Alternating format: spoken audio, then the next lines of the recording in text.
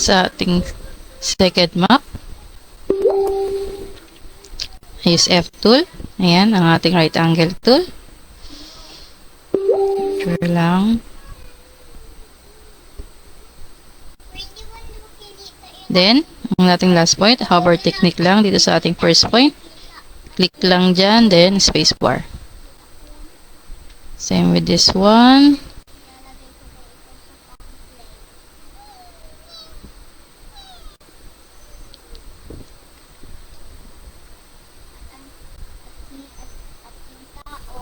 Hover technique.